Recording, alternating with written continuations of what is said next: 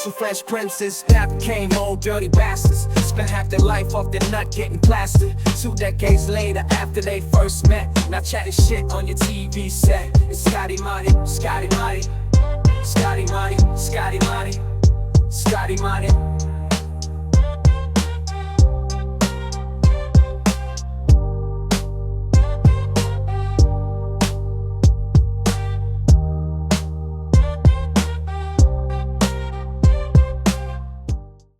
Jay here for Scotty and Motty. As you can see, Scotty's not with me, but he has recorded his bit of this video. We are doing a little bit of a vid on whether United should stick or twist with Erik Ten Hag. Now, our kid, aka David Scott, is nothing if not consistent, and he has said over the last season or so, look, Ten Hag, I like certain traits he's got, but I don't think he's that guy. I don't think he's the right manager. And to be fair, in one game, albeit an amazing game against Manchester City, hasn't changed Scotty's opinion. He still feels like it's best if INEOS did bring in another manager. He's given his reasons why he thinks it's time to get rid of Ten Hag.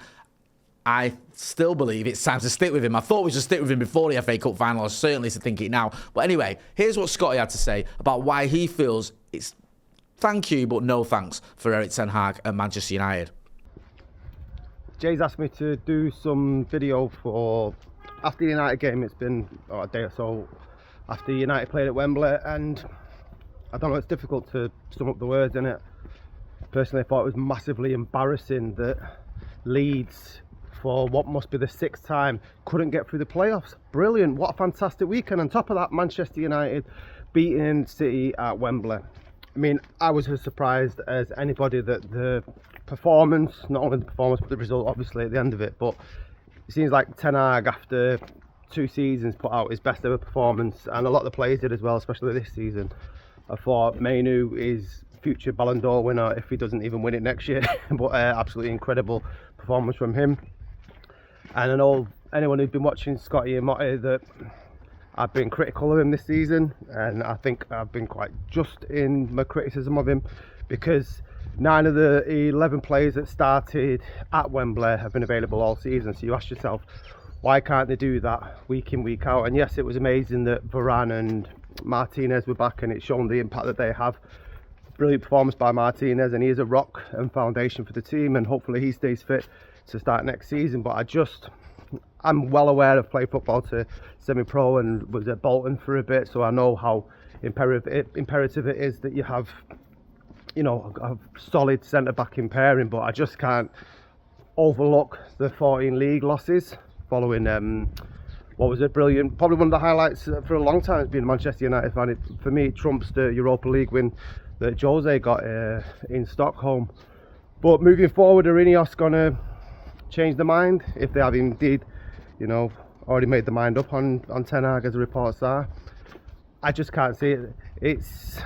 It'd be reactionary to do so. If you look at the likes of when Solskjaer got the contract against following Paris Saint-Germain, and Woodward was like, yes, we'll just sign him up to a 5-year deal, and Rio Ferdinand was going mental on his programme, saying give him the contract now and stuff like that. And I just don't think football works like that. I don't think you can judge someone on what was a brilliant win, amazing moment, the trophy. But the evidence for me is that the season, regardless of the injuries, there's been a hell of a lot of reckless football, and it's resulted in us finishing 8th in the league. And I'm not trying to put a sour note on what was a brilliant weekend.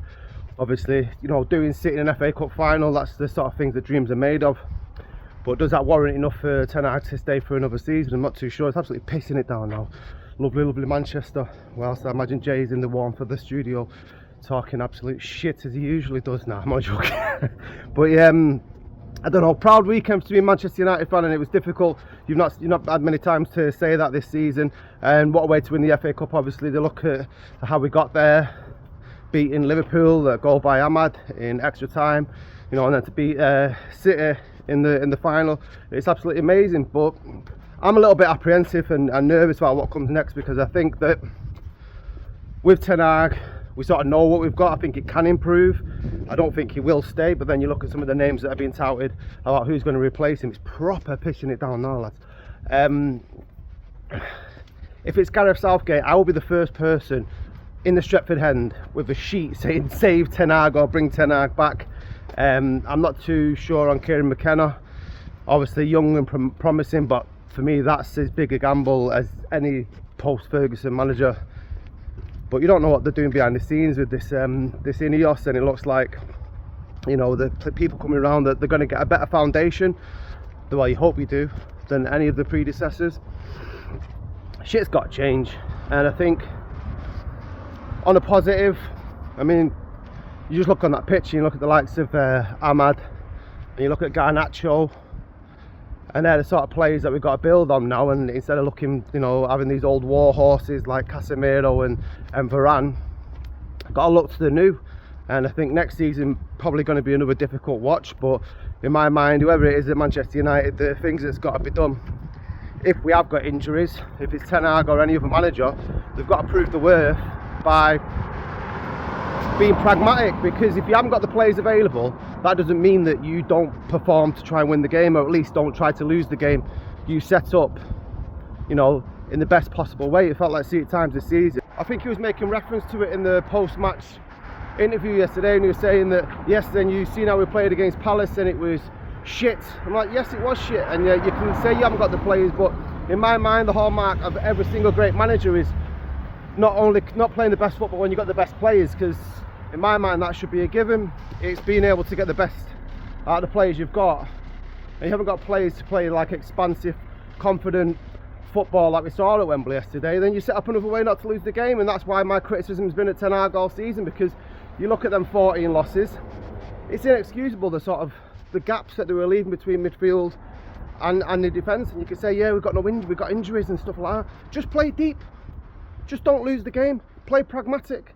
That's all I look for, and is the best way to win the game. I'm not asked all the time about this, oh, we've got to play this amazing football, or this, you know, Manchester United DNA.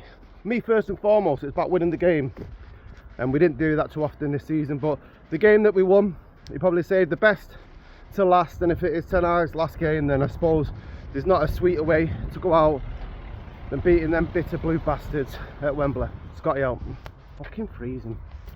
So, he made a lot of good points there, Scotty. And listen, I don't blame anyone who wants to get rid of Erik Ten Hag. I'm not saying you're deluded or it's so ridiculous. I can't understand how anyone could want to get rid of a manager who, for big chunks of this season, has sort of failed, basically. We've lost so many games, and lost so many games we should have won. You look at the games against the likes of Old Trafford in particular, Bournemouth, Fulham, Brighton, Crystal Palace, Newcastle in the Carabao, Galatasaray in the Champions League. You know, I think I'm talking myself out of what I'm trying to say here.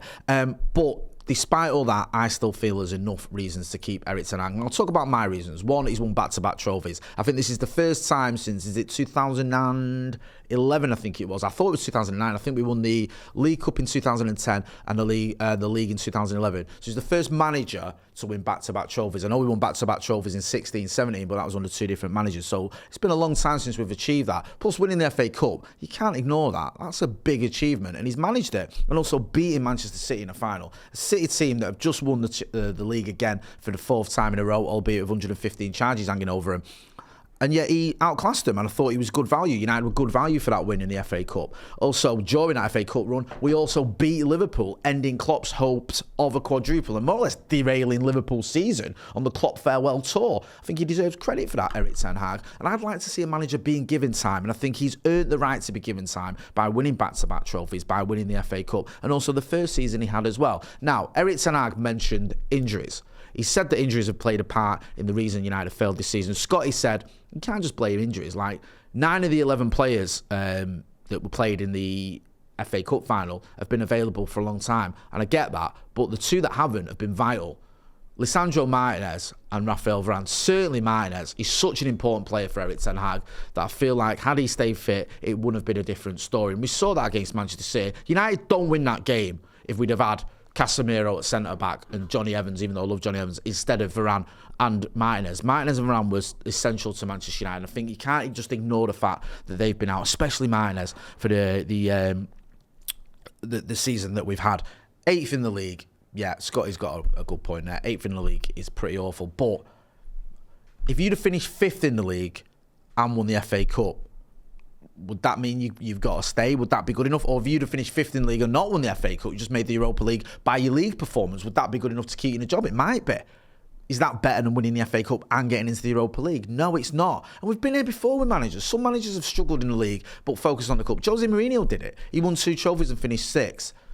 Kept his job, and rightly so. So I just don't feel that we'd get anywhere by getting rid of Erik ten Hag. And another reason I don't believe it, I get what Scotty's saying about all the results we've seen, the football we've seen, it's not been good enough. Look at the alternatives. Is there a manager out there that you go, yes, he's that guy. He's the guy that's going to bring success to Manchester United. McKenna's just signed a new deal at Ipswich. He's not coming in, even though he's never managed in the Premier League anyway. Thomas Frank's just finished 16th at Brentford. Yes, that's a good performance, good result in terms of the resources he's got, but he's still finished 16th in the league. Pochettino wasn't the right man 2 years ago. He's not the right man now. He's just been sacked by Chelsea after finishing 6th. That's not convinced me. Who else is there? De Zerbi, done well at Brighton, but I feel the second half of the season at Brighton hasn't been nearly as good as the first half. I think they've won, is it 2 out of the last 10 or something, or maybe even a bit longer than that. It's not been an amazing end to the season for Brighton, and De Zerbi has this habit of sticking around for a couple of years, then moving on. Is he the long-term answer to your problems? Tuchel just finished 3rd with Bayern Munich. Really?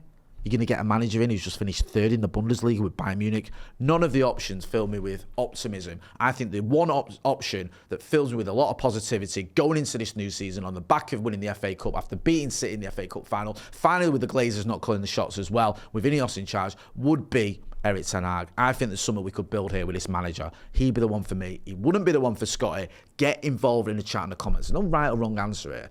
I don't often say that about me and Scotty when we argue, but I understand both points of view. I want to hear your point of view. I'm for sticking with him. He's for twisting. Where do you stand? Let me know. Let us know what you think about Erik ten Hag. And if you don't want him to stay, who does come in then? It's like when people say, oh, Bruno Fernandes shouldn't be the captain. Well, who should be the captain then? If you don't want to see Erik ten Hag as the manager of Manchester United, let me know who should be the manager. Don't forget to hit like, share and subscribe, and check out our Patreon as well. Thanks for watching.